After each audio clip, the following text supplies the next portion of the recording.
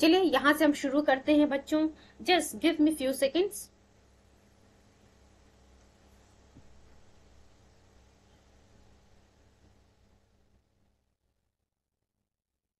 And सिर ये session शुरू करने से पहले आप सभी लोगों से मेरी एक हम्बल रिक्वेस्ट है कि प्लीज आप लोग एक पेपर और पेन लेकर के जरूर बैठिएगा, सो दैट जो इम्पोर्टेंट पॉइंट्स होंगे उनको जो है आप नोटेड डाउन कर सकें।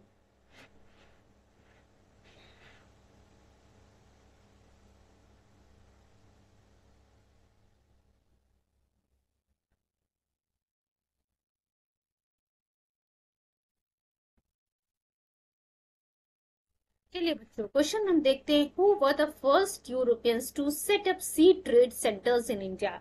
देखिए आपसे क्या पूछ रहा है कि वो first, just wait for few seconds.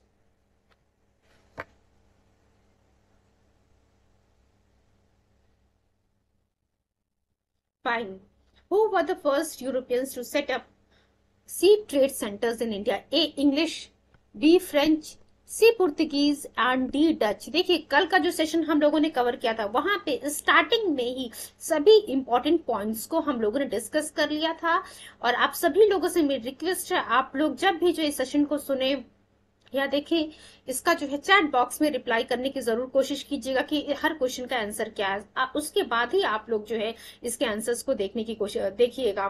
चलिए आप लोगों को मैं 5 सेकेंड्स का टाइम दे रही हूँ, कोशिश कीजिएगा इसका सही जवाब देने की।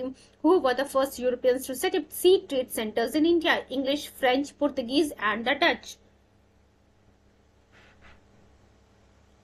बच्चों इसका सही आंसर है पुर्तगीज, पुर्तगाली। वो फर्स्ट यूरोपियन पावर्स थे जिन्होंने सी ट्रेड सेंटर्स इन इंडिया में जो है सेटअप किया। चलिए इसके एक्सप्लेनेशन को हम देखते हैं। among all the European powers in India, और हम लोगों ने कल पढ़ा भी था कि सबसे पहले पुर्तगाली जो है ये भारत आते हैं। among all the European powers in India, the Portuguese traders were the first who established maritime और sea trade centers in India। तो ये चीज आप लोगों को क्लियर हो गई एंड माइंड में ये चीज आप लोग बैठा लीजिएगा, बिकॉज प्रीवियस टाइम ये क्वेश्चन रिपीट हुआ है एग्जाम में। First Portuguese viceroy Francisco de Almeida annex दियो इन 1509। तो ध्यान रखिएगा फर्स्ट पुर्तगीज वाइसराय कौन था? Francisco de Almeida. इस चैप्टर का थियोरेटिकल पार्ट हम लोगों ने पहले ही कवर किया हुआ है, ये प्रीवियस ईयर क्वेश्चन हम घटना चक्र से कवर कर रहे हैं। द वाइसराय ऑफ दियो made Portuguese most powerful in the Indian ocean. तो आप देख सकते हैं कि किसकी बात कर रहा, कौन से वाइसराय की यहाँ पे बात कर रहा? फ्रांसिस्को डी अल्मीडा की बात कर रहा है, जिसने जो पुर्तगीज पावर को इंडियन ओशन में और भी पावरफुल कर दिया। The Portuguese established their monopoly over the Indian Ocean and levied a tax on ships passing through their area। तो आप देख सकते हैं कि किस प्रकार से ये पुर्तगालियों ने जो इंडियन ओशन में अपनी मोनोपोली स्थापित कर ली थी कि सिर्फ यही ट्रेड करेंगे। एंड इवन उसके बाद जो है जो भी शिप्स जो है उस एरिया से पास हो रही थी उसके ऊपर इन पुर्तगालियों ने टैक्स लगा दिया था। तो अब आप लोग को पता चल गया कि फर्स्ट यूरोपियन पावर कौन था जिसने इंडियन आप कह सकते हैं maritime trade centres in India establish किया। पहली बार ये पुर्तगाली ही थे और first Portuguese viceroy Francisco de Almeida था जिसने दीव को जो है 1509 में एनेक्स कर लिया। काफी चीजें हम लोगों ने कल डिस्कस कर ली थी। अब नेक्स्ट पॉइंट हम देखते हैं बच्चों। नेक्स्ट पॉइंट हम देखते हैं। among the following factories in Bengal, the one established by the Portuguese was A. Vandale, B Chinsurah, C Hooghly and D Serampore. अब देखिए क्या कह रहा है कि among the following factories in Bengal, the one established by the Portuguese was। इसके बारे में भी बच्चों कल हम लोगों ने डिस्कशन किया था एंड मैंने आप लोगों को पहले ही बता दिया था कि हर एक पॉइंट से आपके एग्जाम में क्वेश्चंस पूछे गए हैं। यूपीपीसीएस प्री 2004 में ये क्वेश्चन पूछा, वो आप लोग को जो है 10 सेकेंड्स का मैं टाइम दे रही हूँ, कोशिश कीजिएगा इसका आप लोग सही जवाब देने की। चैट बॉक्स में इसका रिप्लाई जरूर कीजिएगा आप लोग कि हाँ इसका जवाब क्या होगा। बंगाल में जो है पुर्तगालियों ने कहां पे अपनी फैक्ट्री को स्टैब्लिश किया था? जिन्होंने सही आंसर दिया है उसका जिन भी बच्चों ने जो है सी को टिक किया है उसका वो उनका जो आंसर सही है हुगली। हुगली वो जगह थी बंगाल में जहां पे पुर्तगालियों ने फैक्ट्री को स्टैब्लिश किया था। C1 is the correct answer. चलिए हम देखते हैं 34 एक्सप्लेनेशन देखते हैं। एक चीज तो आप लोग को पता है कि घटना चक्र में जो एक्सप्लेनेशन दिए हुए हैं वो इतने अच्छे से एक्सप्लेनेशन दिए हुए हैं कि स्टार्टिंग से जब आप क्वेश्चंस को सॉल्व करना शुरू करते हैं PYQs को, उसके बाद जब आप at the end of the chapter आते हैं तो वहां तक जो है आपको रियलाइज होता है कि काफी सारी चीजें आप लोगों को याद हो चुकी हैं, और you can see some part 40 to 50% part जो है उस चैप्टर का आप लोगों के माइंड में बैठ गया है कि हाँ किस प्रकार से क्वेश्चन पूछा हुआ और क्या उसका आंसर होना चाहिए। And one more important thing is this, NCERT से यहाँ पे एक्सप्लेनेशन को कवर किया गया है। घटना चक्र में जितने भी एक्सप्लेनेशन है सभी को जो है एनसीईआरटी से कवर किया गया है। देन आप जो है यहाँ से जो है यूपीएससी एंड यूपीपीसीएस दोनों एग्जाम के लिए जो इजिली प्रिपरेशन कर सकते हैं। In 1534, Portuguese obtained permission to establish their factories in Satgaon and Chatgaon। इसके बारे में कल हम लोगों ने पढ़ा था। By the then ruler of the Bengal, गयाजुद्दीन Mahmood Shah. तो आप देख सकते हैं गयाजुद्दीन महमूद शाह से पुर्तगालियों ने जो है सटगांव और चटगांव में जो है फैक्ट्री स्थापित करने की परमिशन मांग ली थी 1534 में। After that Portuguese colonies was set up in whole Bengal. तो आप देख सकते हैं उसके बाद जो पुर्तगीज कॉलोनीज जो है पूरे बंगाल में धीरे धीरे स्थापित हो गई। Chittagong known as a great port of Portuguese maritime was used by them, but in the 16th century Satgaon declined and was replaced by the Hooghly. तो आप देख सकते हैं बच्चों की 1534 के अभी हम लोगों ने एक चीज यहाँ पे सीधा हम लोग को पता चल गया कि पुर्तगालियों ने जो है बंगाल में अपनी फैक्ट्री हुगली में स्थापित की थी। उसके बाद और भी चीजें हमें जाननी जरूरी है कि 1534 की जब हम बात करते हैं तो पुर्तगालियों ने बच्चों जो बंगाल का रूलर था गयाजुद्दीन महमूद शाह, उससे जो है फैक्ट्री स्थापित करने की परमिशन 1534 में सटगांव और चटगांव में जो है स्थापित करने के लिए मांग लिया था परमिशन। और उसके बाद पूरे बंगाल में आपको देखने को मिलेगा कि पुर्तगीज कॉलोनीज आपको देखने को मिलेंगी। चटगांव की हम बात करते हैं, known as a great port of Portuguese maritime was used by them, but in the 16th century Chatgaon declined and was replaced by the Hooghly। अब देखिए बच्चों उसी को जो है उसके बाद जो सटगांव चटगांव जिनकी हम बात कर रहे हैं उसके बाद 16th सेंचुरी आते आते इन ये जो इंपॉर्टेंट पोर्ट्स थे इसको रिप्लेस कर दिया गया हुगली से। Dutch built a fort named fort Gustavus in Chinsurah Serampore was a major centers of Danes. तो आप देख सकते हैं सिर्फ एक चीज पूछा था, उस एक चीज के बदले में कितने सारे इंपॉर्टेंट पॉइंट्स हम लोगों को देखने को मिले। एंड ये ध्यान रखिएगा ये जो इंपॉर्टेंट पॉइंट्स हम लोगों ने यहाँ पे डिस्कस किए, यहाँ से भी जो है जो कमिंग क्वेश्चंस आपको यहाँ पे देखने को मिलेंगे उसके आंसर्स इसी प्रीवियस क्वेश्चंस के एक्सप्लेनेशन में ही छिपे हुए हैं। नेक्स्ट पॉइंट हम देखते हैं, हुगली वाली हम बात कर रहे हैं बच्चों। तो हुगली से जो है अभी हम लोगों ने देखा था कि किसने जो है बंगाल में पुर्तगालियों की तरह बंगाल में कहाँ पे फैक्ट्री स्थापित की गई थी, तो वो हम लोगों ने देखा था बच्चों हुगली। अब चलिए क्वेश्चन देख रहे हैं, यूपीएससी का क्वेश्चन है ये 1995 का। Hooghly was use as a base for piracy in the bay of Bengal by. अब देखिए क्या कह रहा है कि बे ऑफ बंगाल की जब हम बंगाल की खाड़ी की बात करते हैं वहां पे हुगली को जो है as a base for piracy use किया जा रहा था। किसके द्वारा? पुर्तगालियों के द्वारा, फ्रेंच के द्वारा, डेनिश के द्वारा एंड डी ब्रिटिश के द्वारा। यूपीएससी में क्वेश्चन आया हुआ है।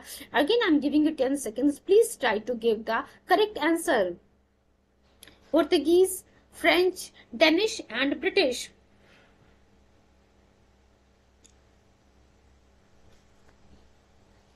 चलिए बच्चों देखते हैं हम इसका सही आंसर क्या है। इसका सही आंसर है ए पुर्तगीज। पुर्तगालियों की बात यहाँ पे कर रहा है। पुर्तगालियों ने यानी कि पुर्तगीज ने जो है बे ऑफ बंगाल में हुगली को as a base for piracy इस्तेमाल किया था। अब इसका एक्सप्लेनेशन देखते हैं। एक्सप्लेनेशन के साथ साथ बच्चों हम देखेंगे सम अदर इम्पोर्टेंट पॉइंट्स जिसमें आपको देखने को मिलेगा कुछ जो अभी हम न्यू क्वेश्चंस को देखेंगे, मींस PYQs को ही देखेंगे, उसके आंसर जो है उसमें होंगे। Explanation, Portuguese used Hooghly as a base for piracy in the bay of Bengal. Clear हो गया आपको। 1631 से 32 की हम बात करते हैं। Kasim Khan who was the governor of Bengal during Shahjahan's reign finally subdued and imprisoned thousands of Portuguese.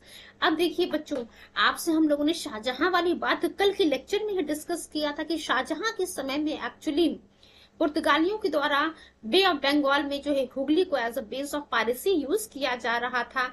And हज जाने वाले पिलग्रिमेज को भी जो पिलग्रिम्स थे उनको भी जो है इसने इन पुर्तगालियों में एक्चुअली परेशान किया था, यू कैन से उनको बंदी बना लिया था। इस वजह से शाहजहां ने पुर्तगालियों को जो है आप कह सकते हैं पुर्तगीज को जो है एक्सपेल कर दिया था। कासिम खान, देखिए 1631-32 की हम बात करते हैं। कासिम खान ने क्या किया, जो शाहजहां के समय में जो है गवर्नर ऑफ बंगाल था, finally subdued and imprisoned thousands of Portuguese. अब देखिए उसके बदले में जो है शाहजहां का जो गवर्नर ऑफ बंगाल, शाहजहां के समय जो गवर्नर ऑफ बंगाल था कासिम खान, उसने क्या किया, थाउजेंड्स ऑफ पुर्तगीज को जो है जेल के अंदर डाल दिया, क्योंकि पुर्तगीज ने कुछ मिसबिहेव किया था इन रिटर्न। इसके बदले में कासिम खान ने भी इन पुर्तगालियों को जेल में डाल दिया।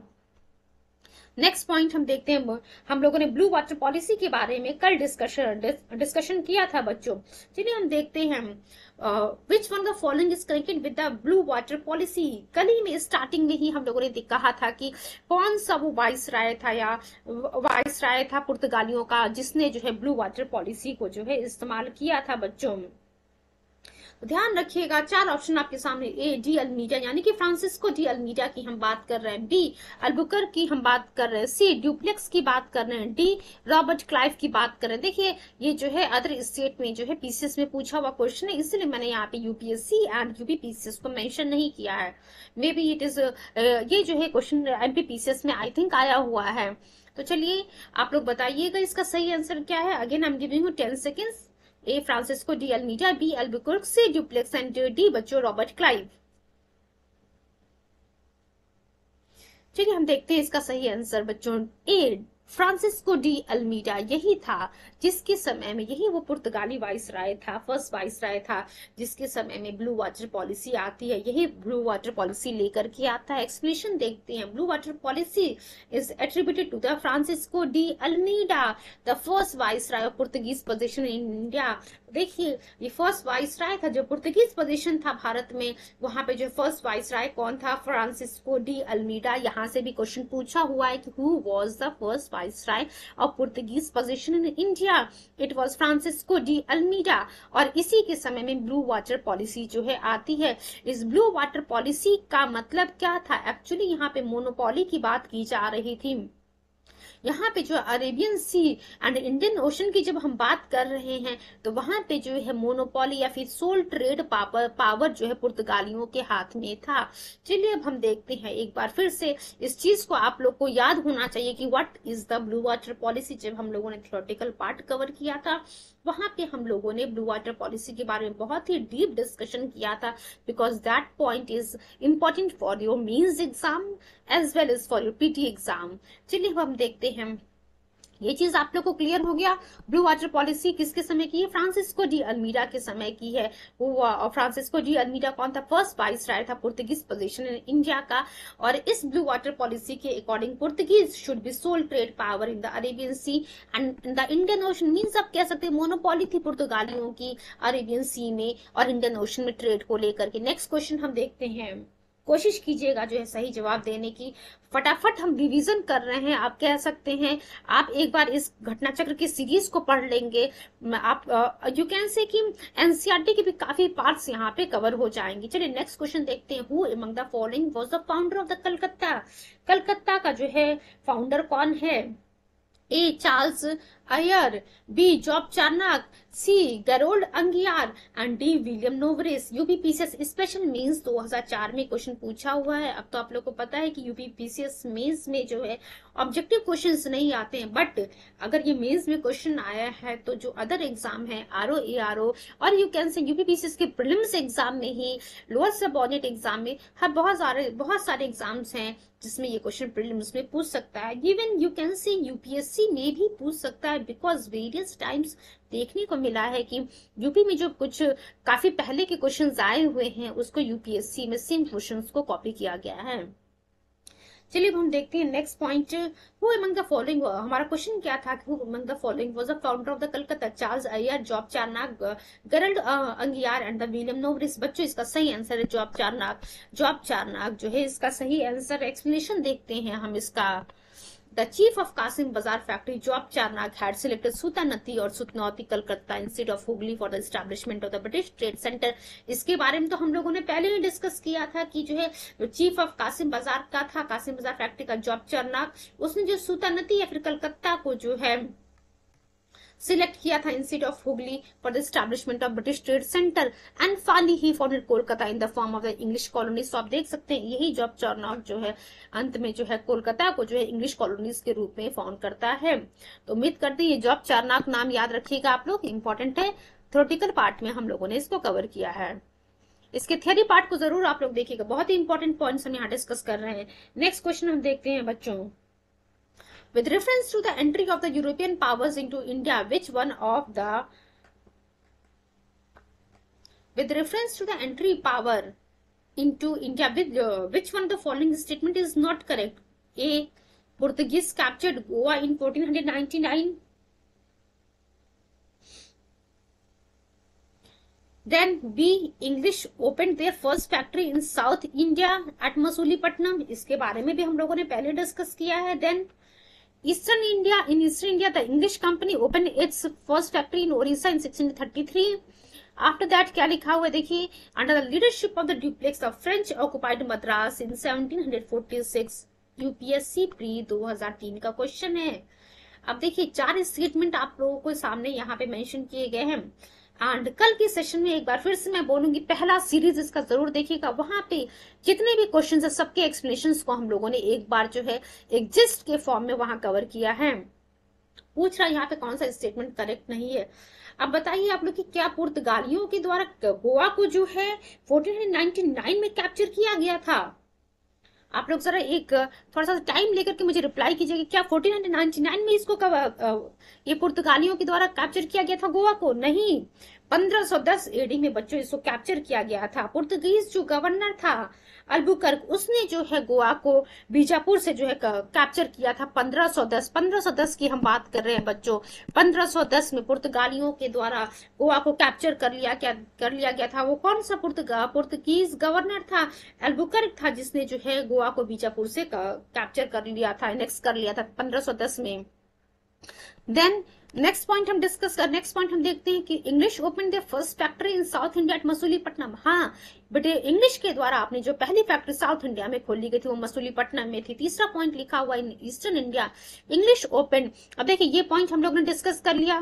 देन दूसरा हम लोग ने देख लिया, उसका तीसरा हम देख रहे हैं कि ईस्टर्न इंडिया में English company open its first factory in Odisha in 1633। तो हाँ ये भी सही है बच्चों, 1633 में ही जो है इसको यहाँ पे जो ईस्टर्न इंडिया में इंग्लिश के द्वारा जो है उड़ीसा में पहली फैक्ट्री खोली गई थी। चौथा पॉइंट क्या लिखा हुआ आप देख सकते हैं आपकी, हम लोगों ने क्या 3 पॉइंट्स हम लोग डिस्कस के लिए। डी क्या लिखा हुआ, under the leadership of Dupleix the French occupied Madras in 1746। तो ये भी सही है कि ड्यूप्लेक्स की लीडरशिप में फ्रांसीसियों ने मद्रास को 1746 में ऑक्युपाई कर लिया था। तो बताइए इसमें कि कौन सा स्टेटमेंट करेक्ट नहीं है? पहला जो हम लोगों ने डिस्कस किया था कि पुर्तगाली क्या गोवा को 1499 में कैप्चर करते हैं ना, 1510 में कैप्चर करते हैं। वो पुर्तगाल किससे कैप्चर करते हैं? बीजापुर से। वो कौन सा पुर्तगाली गवर्नर रहता है? अल्बुकर्क ने जो है इसको कैप्चर किया था। चलिए इसके एक्सप्लेनेशन को आंसर को देखते हैं हम। ए जो है करेक्ट आंसर है, मींस पूछा था कौन सा स्टेटमेंट इसमें करेक्ट नहीं है, तो ए जो है करेक्ट नहीं है। एक्सप्लेनेशन देखते हैं।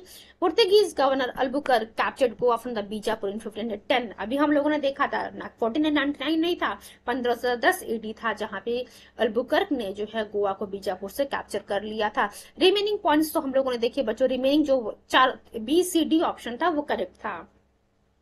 यूपीएससी 2003 में क्वेश्चन पूछा हुआ है, पीसीएस में आने के बहुत सारे चांसेस हैं इसके, यहाँ ध्यान रखिएगा। It is not 1499, it is 1510 when Portuguese captured Goa from the Bijapur. Next point हम देखते हैं, the first to start a joint stock company to trade with India.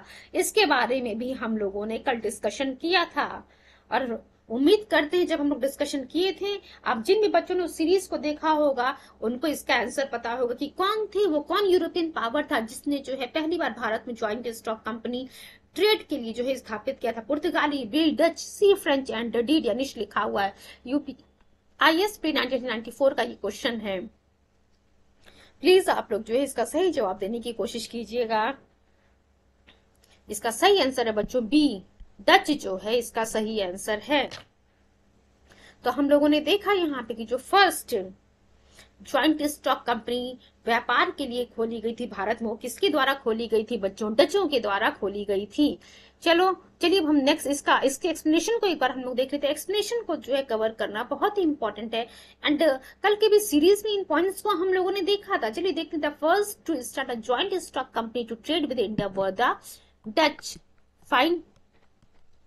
Early 17th century की जब हम बात करते हैं, Holland was not very powerful, so the organisation of micro companies and the federal concept of Netherland reflected clearly. तो आपको देखने को मिल रहा है कि जब हम 17th सेंचुरी के शुरुआती दौर की बात करते हैं तो वहां पे जो होलैंड जो है it was not so powerful की जो है, so the organisation of micro companies and federal concept of Netherland reflected clearly. Joint Dutch East India company was set up by a resolution. इसके बारे में हम लोगों ने एक कल बात किया था कि जो डच ईस्ट इंडिया कंपनी है डच पार्लियामेंट के द्वारा स्थापित की गई थी 1602 में। इसका जो इनिशियल कैपिटल था बच्चों, इतना गिल्डर लिखा हुआ है इसमें जो है, यहाँ आपको देखने को मिल रहा है 65 लाख गिल्डर जो है यहाँ आपको देखने को मिला। This company was authorised by the parliament for 21 years to trade with India. आप देख सकते हैं कि ये जो डच ईस्ट इंडिया कंपनी की हम बात करें, जिसको 1602 में डच पार्लियामेंट के द्वारा स्थापित किया गया था, इस डच पार्लियामेंट ने डच ईस्ट इंडिया कंपनी को 21 सालों के लिए भारत से ट्रेड करने की permission they the and other eastern countries for the colonial expansion. अब देखिए क्यों जो है ट्रेड करने की permission they the, so that जो है इनकी कॉलोनी को जो है एक्सपेंड किया जा सके। ईस्टर्न हेडक्वार्टर की कल हम लोगों ने बात की थी। ये जो डच ईस्ट इंडिया कंपनी है, इसकी जो ईस्टर्न हेडक्वार्टर थी वो जकार्ता में थी, यानी कि बटाविया या फिर जकार्ता जिसे हम कह रहे हैं। Administration and governance of Eastern Dutch Empire was conducted by the joint company. Its partners were in the form of the private groups. तो आप देख सकते हैं बच्चों, ये सभी पॉइंट्स जो है कितने इंपॉर्टेंट हैं आपके प्रीलिम्स एग्जाम के लिए। इवन यू कैन से कि मेंस के लिए भी आप यहाँ से आंसर राइटिंग के लिए कुछ पॉइंट्स कवर कर सकते हैं, बिकॉज जितने एक्सप्लेनेशन हम लिए सभी पॉइंट्स जो है एनसीईआरटी से कवर किया गया है। नेक्स्ट पॉइंट हम देखते हैं बच्चों, Dutch East India company establish factory at Patna in which year. देखिए पूछ रहा है कि डच ईस्ट इंडिया कंपनी जिसको जो डच पार्लियामेंट के द्वारा 1602 में परमिशन दिया गया था, आप कह सकते 1602 में रिजोल्यूशन के माध्यम से बनाया गया था, इस डच ईस्ट इंडिया कंपनी ने अपनी फैक्ट्री पटना में कब स्थापित की थी? ए 1601। अब ये पटना से पूछा हुआ तो ये मत सोचिएगा कि यूपी में क्वेश्चन नहीं पूछ सकता है। ऐसा तो है नहीं कि सिर्फ और सिर्फ यूपी में अगर कोई फैक्ट्री स्थापित की गई तो वही क्वेश्चन जो है यूपी पीसीएस में पूछेगा। किसी भी स्टेट में कोई भी फैक्ट्री स्थापित की गई हो किसी भी यूरोपियन पावर के द्वारा, कहीं भी जो है क्वेश्चन पूछ सकता है।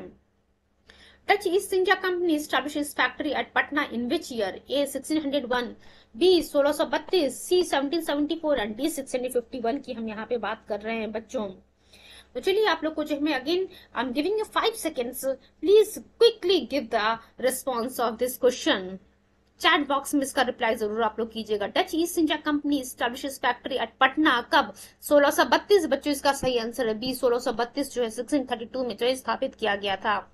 Dutch East India Company establishes factory at Patna in 1632 while it was closed in the same year. Next question हम देखते हैं यहाँ पे। नेक्स्ट क्वेश्चन देखते हैं, which one of the following is the correct statement. अब देखिए क्या कह रहा है कि यहाँ पे जो है आप बताइए कौन सा स्टेटमेंट जो है करेक्ट है। A modern Kochi was Dutch colony till India's independence. B. Dutch defeated the Portuguese and built Fort Williams in the modern Kochi. C. The modern Kochi was first a Dutch colony before the Portuguese took over from them.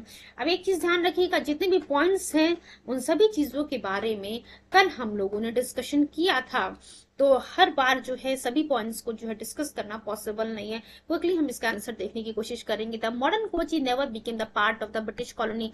UPSC 2005 में बच्चों ये question पूछा हुआ है। Correct answer बताना है आपको। 5 second का आप लोगों को मैं समय दे रही हूं।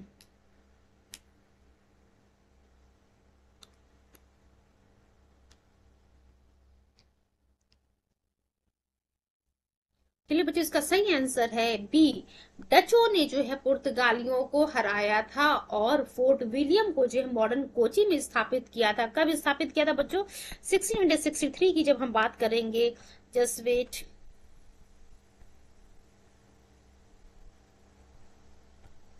1663 में मॉडर्न कोची में जो है फोर्ट विलियम को स्थापित किया गया था पुर्तगालियों को हरा करके डचों के द्वारा। और कोची, यही कोची जिसकी हम बात कर रहे हैं 1814 की जब हम बात करते हैं, उस समय जो है ब्रिटिश कॉलोनियल रीजन में जो है इसको इंक्लूड कर लिया गया था। It means correct answer is the B1। The Dutch defeated the Portuguese and built fort William in the modern Kochi in 1663। और 1814 की जब हम बात करते हैं तो कोची जो है ब्रिटिश कॉलोनी में इंक्लूड हो गई थी। The Dutch defeated the Portuguese and built Fort Williams in the modern Kochi in 1663. Kochi was included as a British colonial region in 1814. Next question हम देखते हैं. Just give me a few seconds.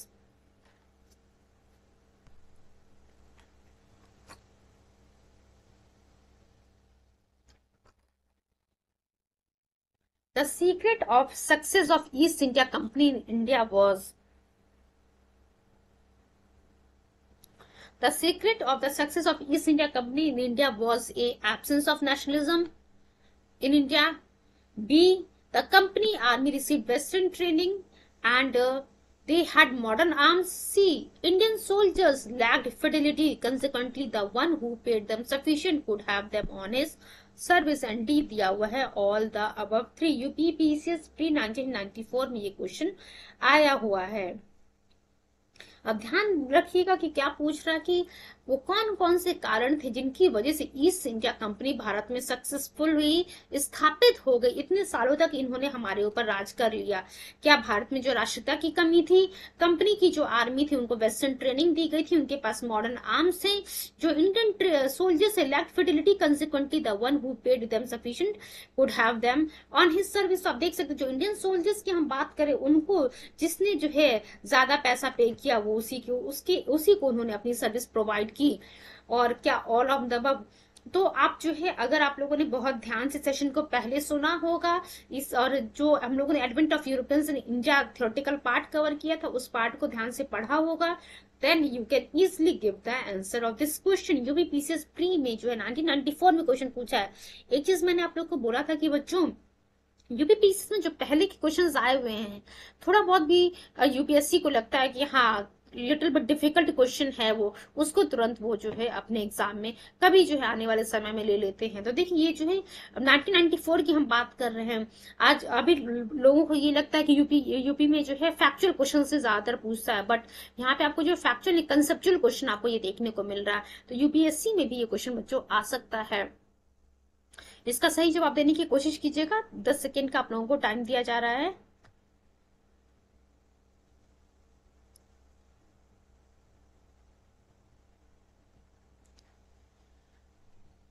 D is the correct one, all the above 3 ये जो है इसका सही answer है। क्योंकि उस समय बच्चों ईस्ट इंडिया कंपनी, इसीलिए कोई बाहर से आई हुई कंपनी हमारे देश पे कैसे राज कर सकती है, कैसे हम लोगों के ऊपर जो है हुक्म कर सकती है। देखिए बिकॉज उस समय जो है हमारे देश में जो एक्चुअली जो है इंडियन पब्लिक के बीच में ही जो है इंडियंस के बीच में ही जो है नेशनलिज्म की कमी थी। ऑल द 3 फैक्टर्स, देखिए इसका एक्सप्लेनेशन देखते हैं हम।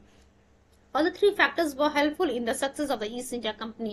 It is known that a group called Merchant Adventurers, ये हम लोगों ने कल देखा था, ईस्ट इंडिया कंपनी को जो है एक ग्रुप ऑफ मर्चेंट एडवेंचर्स के द्वारा जो है स्थापित किया गया था in England, form East India company, या फिर जो the governor and company of merchants trading into the East Indies. In December 1600 की जब हम बात करते हैं, दिसंबर 1600 की बात करते हैं, extremely sorry, in December 1600 Queen Elizabeth of England granted a royal charter to do business with the East for the 15 years। तो ये हम लोगों ने देखा था कि दिसंबर 1600 में क्वीन एलिजाबेथ के द्वारा जो है इस ईस्ट इंडिया कंपनी को जो है एक रॉयल चार्टर प्रोवाइड कर दिया जाता है for the business of the, मतलब ईस्ट से जो है व्यापार करने के लिए 15 सालों तक जो है व्यापार करने के लिए इन्हें रॉयल चार्टर प्रोवाइड कर दिया जाता है दिसंबर 1600 में क्वीन एलिजाबेथ के द्वारा। नेक्स्ट क्वेश्चन हम देखते हैं। Which of the following British companies got the first charter permitting them to trade in India? अब देखिए क्या कह रहा कि इनमें से जो है, इसमें देखिए जो भी इसका करेक्ट आंसर है, कल वाले सेशन में हम लोगों ने इनिशियली ही डिस्कस किया था। क्वेश्चन पूछ रहा कि इसमें से कौन सी company, sorry, which of the following British company, कौन सी ब्रिटिश कंपनी जो है इसमें जो है उसको पहले जो है चार्टर प्रोवाइड किया गया था, जिसको जो भारत से व्यापार कर सकती है। A Levant company, B East India company, C English company trading to the East Indies, and D Ostend company. UP PCS RI review inspector की हम बात करें, आरआई 2014 का ये क्वेश्चन है। चलिए 10 सेकंड का आप लोगों को समय दिया जा रहा है, quickly give the positive response of this question. कौन सी ब्रिटिश कंपनी को पहली बार जो है फर्स्ट चार्टर प्रोवाइड किया गया था भारत से व्यापार करने के लिए? देखिए बच्चों, इसका सही आंसर लेवेंट कंपनी की हम बात करें। लेवेंट कंपनी वो पहली कंपनी थी जिसको चार्टर प्रोवाइड किया गया था भारत से ट्रेड करने के लिए, ब्रिटिश कंपनी थी। एक्सप्लेनेशन देखते हैं हम इसका। Levant company had got a charter for trading with India by the land routes. देखिए लैंड रूट के माध्यम से जो है लेवेंट कंपनी को जो है चार्टर दिया गया था ट्रेड करने के लिए भारत से। British queen Elizabeth granted a charter to the English company trading to the East Indies. अब देखिए जहां हम लेवेंट कंपनी की बात करें, लेवेंट कंपनी जो ट्रेड के लिए इसे चार्टर तो दिया गया था, बट कहां से? लैंड रूट के माध्यम से। वहीं जब हम इंग्लिश कंपनी की बात कर रहे हैं, यानी कि इंग्लिश ईस्ट इंडिया कंपनी की हम बात कर रहे हैं, इनको जो है परमिशन दिया गया था ब्रिटिश क्वीन एलिजाबेथ के द्वारा कि वो जो है सी रूट के माध्यम से ट्रेड कर सकते हैं भारत से। तो वही लिखा हुआ है, British queen Elizabeth granted a charter to the English company trading to the East Indies permitting to by the sea route on 31st of December 1600। ये चीज आप लोग को क्लियर हो गई। This company extended its trade with merger of the new company 1709 as a new named of the united company of merchants of the England trading to the East Indies, which was later known as the East India Company. So hope so each and every point is clear to all of you. Next point हम देखते हैं बच्चों। Next question क्या लिखा हुआ है यहाँ पे? Which one of the following was the Emperor of India when the British East India Company was formed in London? तो देख सकते हैं आप लोग की क्या लिखा हुआ है यहाँ पे कि जब British East India company London में फॉर्म हो रही थी, उस समय भारत में एम्परर कौन था? You can say Mughal emperor कौन था? A Akbar, B Jahangir, C Shahjahan, and D लिखा हुआ है बच्चों औरंगजेब। अब आप देखिए UP PCS pre 2012, then UP lower subordinate pre 2004 में ये क्वेश्चन पूछा हुआ है। चलिए फटाफट इसका सही आंसर दीजिएगा आप लोग कि कौन था। इसके बारे में भी कल हम लोगों ने बताया था कि जब British East India company Bharat में स्थापित की जाती थी, उस समय बच्चों लंदन एम्परर ऑफ इंडिया कौन था? ध्यान रखिएगा, इसका सही आंसर है अकबर। अकबर जिन्होंने सही इसका ए मार्क किया, उसका उनका जो है आंसर सही है। Akbar was the emperor of India जब भारत में ब्रिटिश ईस्ट इंडिया लंदन में जो British East India company form हो रही थी। एक्सप्लेनेशन देख लेते हैं हम लोग। Some merchants organise a general meeting in London in 1599 presided over by the lord mayor. Plans prepared for trading with the eastern islands. अब आप देख सकते हैं काफी इन सब चीजों को हमें देखने की जरूरत नहीं, अकबर वाला पॉइंट ही हमें डिस्कस करना, बाकी रिमेनिंग पॉइंट्स को हम लोगों ने ऑलरेडी डिस्कस कर लिया। अकबर जो है उस समय भारत में एम्परर था। अकबर का ड्यूरेशन याद रखिएगा आप लोग, 1556 से लेकर के 1605, 1556 से लेकर के 1605। नेक्स्ट क्वेश्चन हम देखते हैं, just wait for few seconds.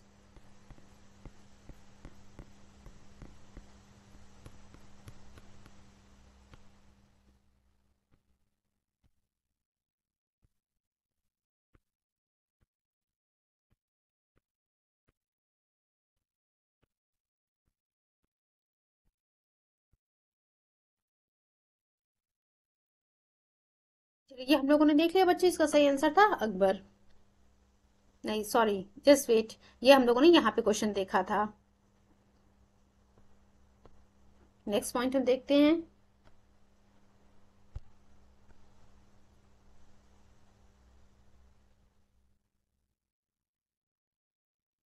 Next question हमारा है, during the time of which Mughal emperor did the east India company establish its first factory in India. अब देखिए क्या कह रहा है कि जब ईस्ट इंडिया कंपनी, पहले हम लोगों ने देखा कि जब ईस्ट इंडिया कंपनी लंदन में फॉर्म हो रही थी तो उस समय जो है पूछ रहा था एम्परर ऑफ इंडिया कौन था, तो उसका आंसर हम लोगों ने देख लिया था बच्चों कि अकबर था। और अकबर का ड्यूरेशन हम लोगों ने देखा 1556 से लेकर के 1605 जो है अकबर का ड्यूरेशन था। अब यहाँ क्या कह रहा है कि during the time of which Mughal emperor did the English East India company establish it's first factory in India. तो देखिए क्या कह रहा है कि किस मुगल एम्परर के समय में भारत में जो है ईस्ट इंडिया कंपनी ने अपनी पहली फैक्ट्री स्थापित की थी। A Akbar, B Jahangir, C Shahjahan and D Aurangzeb. UPSC 2009, UPSC 2008 में क्वेश्चन पूछा हुआ है। आप यहाँ पे देख सकते हैं कि प्रीवियस ईयर क्वेश्चन कितने इंपॉर्टेंट है। 2008 में आया हुआ आईएएस में क्वेश्चन 2009 में भी रिपीट हुआ है, एंड यूपीपीसीएस में भी कुछ क्वेश्चंस आए हुए हैं जो यूपीएससी में रिपीट किए गए हैं। यूपीएससी के क्वेश्चन जो इजी थोड़े हैं उनको यूपीपीसीएस ने कवर किया हुआ है। चलिए इसका सही जवाब देने की कोशिश कीजिएगा आप लोग कि किस मुगल एम्परर के समय में ईस्ट इंडिया कंपनी ने अपनी पहली फैक्ट्री भारत में स्थापित की थी। Akbar, Jahangir, Shahjahan and Aurangzeb. I am giving you 10 seconds.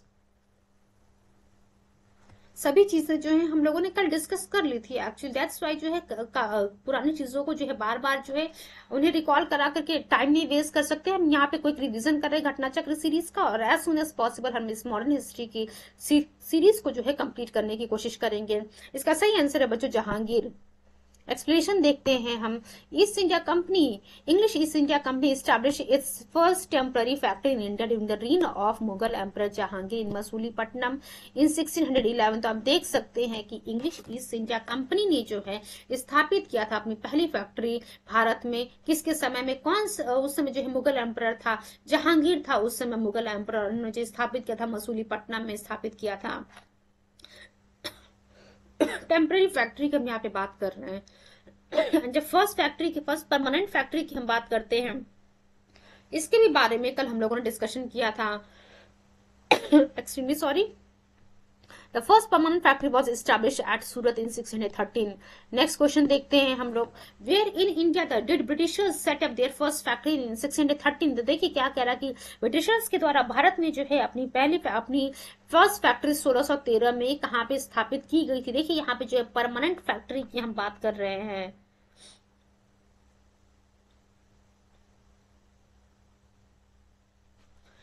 चलिए, ए गोवा, बी हुगली इन बंगाल, सी अमरकोटन, डी सूरत। थोड़ी देर पहले बच्चों हम लोगों ने यहाँ पे देखा था कि 1613 में फर्स्ट परमानेंट फैक्ट्री ब्रिटिशर्स के द्वारा सूरत में स्थापित की जाती है। एक्सप्लेनेशन देखते हैं, इसका सही आंसर डी है, सूरत। एक्सप्लेनेशन देख लेते हैं एक बार हम लोग। Captain William Hawkins reach the Mughal court from the Surat in 1608। अब देखिए यहाँ से जो है एक एक्चुअली क्वेश्चन सीधा प्रीलिम्स में पूछा हुआ है कि कैप्टन विलियम हॉकिंस जो है मुगल कोर्ट में कब पहुंचता है। तो 1608 में जो है सूरत में पहुंचता है, लेकिन यहाँ पे जो है इसको परमिशन नहीं मिलती है फैक्ट्री को स्थापित करने के लिए। Despite Portuguese antagonism, Captain Middleton landed at Soli near Surat and succeeded in getting permission for trade by the Mughal governor. Captain Best dissolved the Portuguese monopoly and with the victory of the Surat port. तो आप देख सकते हैं कि अगर यहाँ से एक क्वेश्चन पूछा हुआ है, हम लोगों ने कल ही देखा था कि कैप्टन बेस्ट के द्वारा जो है जो पुर्तगीज की मोनोपोली थी उसको जो है खत्म कर दी जाती है और सूरत पोर्ट को ये जीत लेता है। Consequently British establish the permanent factory in Surat. इसी के बाद जो है आपको देखने को मिलेगा ब्रिटिशर्स ने सूरत में अपनी परमानेंट फैक्ट्री स्थापित की थी 1613 में। They expanded their trade to other parts of India and establish cooperative factories in Ahmedabad, Burhanpur, Ajmer and Agra immediately. चलिए नेक्स्ट क्वेश्चन देखते हैं। सभी एक्सप्लेनेशंस एनसीईआरटी से कवर किए गए हैं, तो इन एक्सप्लेनेशंस को जरूर ध्यान से सुनिएगा आप लोग। नेक्स्ट क्वेश्चन देखते हैं। The first factory of the east India company was established eight. तो देखिए यहाँ पे एक्चुअली परमानेंट फैक्ट्री की बात कर रहा है। टेम्पररी फैक्ट्री के बारे में हम लोगों ने मसूलीपट्टनम में देखा था। 4 ऑप्शन है, A Pune, B Goa, C Puducherry and D Surat. UPPCS GIC 2010 and UPPCS pre 1990 में ये क्वेश्चन पूछा हुआ है। चलिए इसका सही आंसर देखते हैं, सूरत। सूरत में बच्चों जो है first factory east India company के द्वारा परमानेंट फैक्ट्री जो है 1613 में स्थापित की गई थी। नेक्स्ट क्वेश्चन देखते हैं हम। Which one of the following European trading company was the first to establish its factory at Surat?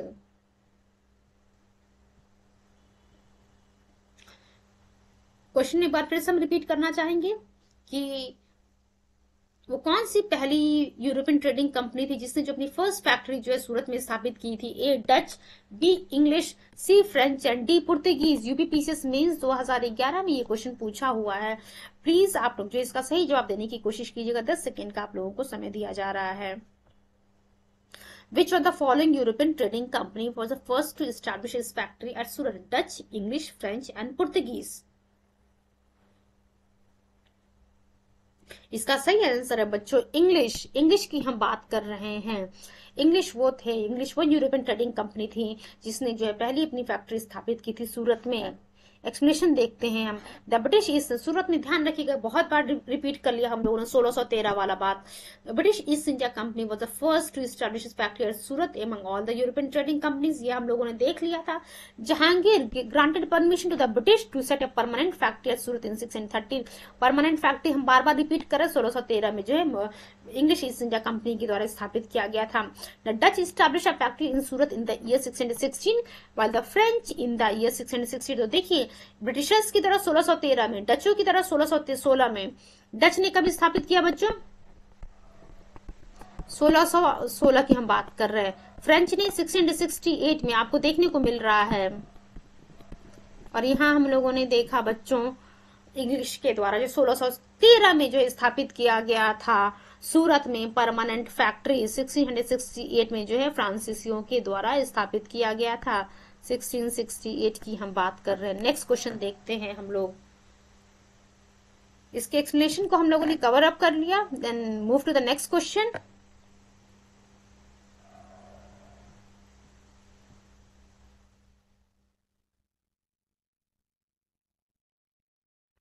Next question in the year 1613। अब एक चीज आप लोग ये नोट कीजिएगा कि वेरियस टाइम एक ही क्वेश्चन को जो है घुमा करके कहीं पे सूरत पूछ रहा, कहीं पे 1613 पूछ रहा, कहीं पे पूछ रहा कि किस यूरोपियन कंपनी के द्वारा जो स्थापित किया गया है। इसका जो इसको मैं कोई आप लोगों को टाइम नहीं दूंगी, बट इसका मैं फटाफट इसका आंसर बता दूंगी आप लोगों को। क्वेश्चन क्या कि इन the year 1613 where was the English East India Company given permission to set up a factory trading post? और देखिए क्या कह रहा कि इंग्लिश ईस्ट इंडिया कंपनी को जो है कहाँ पे फैक्ट्री स्थापित करने के लिए 1613 में जो परमिशन दी जाती है? बैंगलोर, मद्रास, मसूलीपट्टनम, डी सूरत। यूपीएससी 2006 में क्वेश्चन पूछा हुआ। अभी देखिए थोड़ी देर पहले हम लोगों ने एक क्वेश्चन डिस्कस किया था। रुक जाइए मैं आप लोग को दिखा देती हूँ वो क्वेश्चन। देखिए आप जो है यहाँ पे हम लोग बात कर रहे थे मुगल एम्परर, यहाँ पे हम लोग जो ईस्ट इंडिया कंपनी वाली बात कर रहे थे कि जो फर्स्ट फैक्ट्री जब ईस्ट इंडिया कंपनी के द्वारा स्थापित की जाती है तो वहां उस समय जो है मुगल एम्परर कौन था।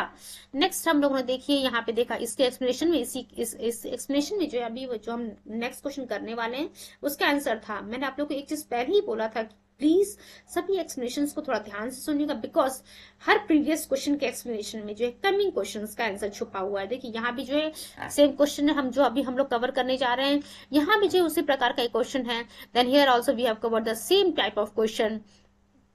अब जो है हमारा क्वेश्चन ये था कि इन द ईयर 1613 कहाँ पे जो है इंग्लिश ईस्ट इंडिया कंपनी को परमिशन दी गई थी अपनी फैक्ट्री स्थापित करने के लिए? Bangalore, Madras, Masulipatnam and the Surat. You can easily give the answer D1 सूरत। सूरत में जो है बच्चों यहाँ पे स्थापित करने की जो है परमिशन दे दी गई थी। एक्सप्लेनेशन देखिए, in the year 1613 English East India company was given permission to set up a factory trading post in Surat. तो देखिए क्या लिखा हुआ, 1613 में इंग्लिश ईस्ट इंडिया कंपनी को जो है परमिशन दे दी जाती है फैक्ट्री स्थापित करने के लिए सूरत में। नेक्स्ट क्वेश्चन हम देखते हैं। Bombay was taken over the English East India company from. देखिए क्या कह रहा कि बॉम्बे जो है इंग्लिश ईस्ट इंडिया कंपनी ने बॉम्बे को किससे लिया था? डचों से, फ्रेंच से, डेनिश से एंड डी पुर्तगालियों से।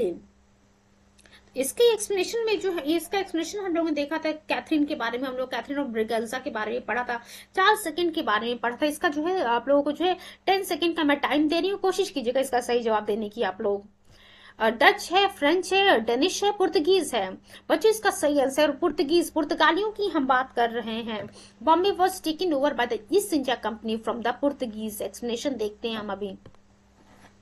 एक्सप्लेनेशन को ध्यान से सुनेगा बिकॉज बहुत ही इंपॉर्टेंट सेशन हमारा चल रहा। Bombay was given as a dowry gift by the Portuguese crown to the British when H.M. Charles II, the king of England married Catherine of Braganza.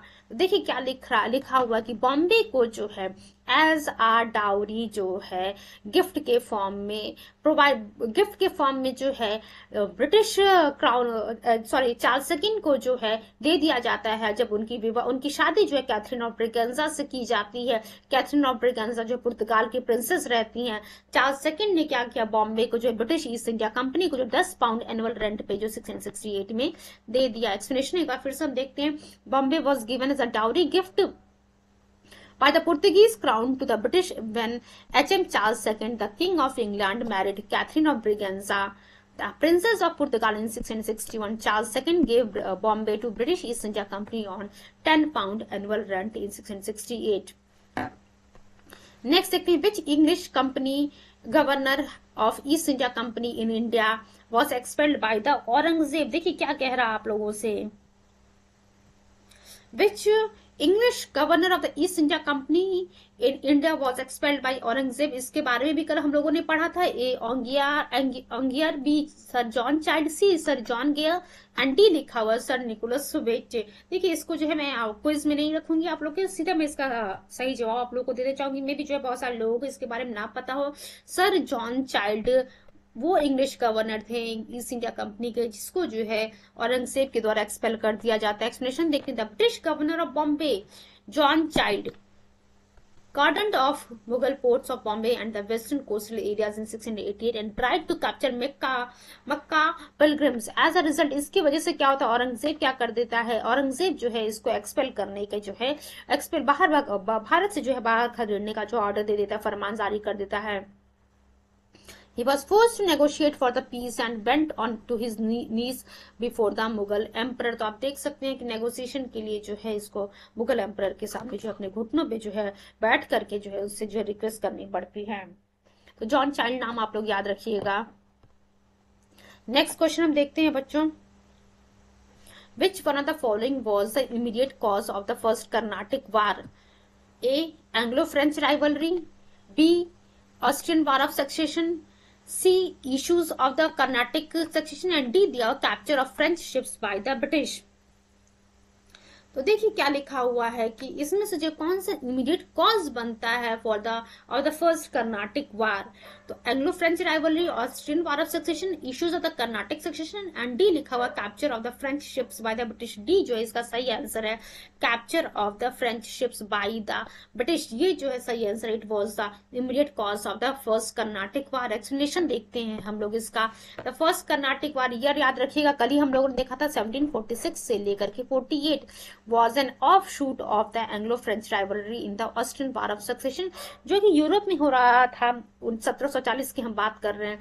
The British Captain Burnet captured some French ships which became the immediate cause of the war। तो हम लोगों ने ये देखा capture of French ships by the British, ये जो है immediate cause of war बनता है इन द फर्स्ट कर्नाटिक वार। नवाब अनवरुद्दीन की हम बात करें, कल हम लोगों ने इसके बारे में डिस्कस किया था। इसने जो है 10,000 सोल्जर्स की आर्मी भेजता है under the leadership of the Mahfuz Khan to besiege the French in Madras during the first Carnatic war. लेकिन जो फ्रेंच आर्मी थी उसने क्या किया, नवाब की इस आर्मी को हरा दिया। कहाँ पे, बैटल ऑफ सेंट थोम। ध्यान रखिएगा बैटल ऑफ सेंट थोम कहाँ होता है, अडियार रिवर के पास, जहां पे फ्रेंच आर्मी के द्वारा नवाब आर्मी को हरा दिया जाता है। Treaty of Aix la Chapelle ended the war of Austrian succession and with its first Carnatic war ended the Britishers occupied Madras. First Carnatic war is memorable for the war of saint Thome. ध्यान रखिएगा battle of saint थोम की हम बात करें, Adyar river के पास होता है, जहां पे फ्रांसीसियों के द्वारा फ्रेंच आर्मी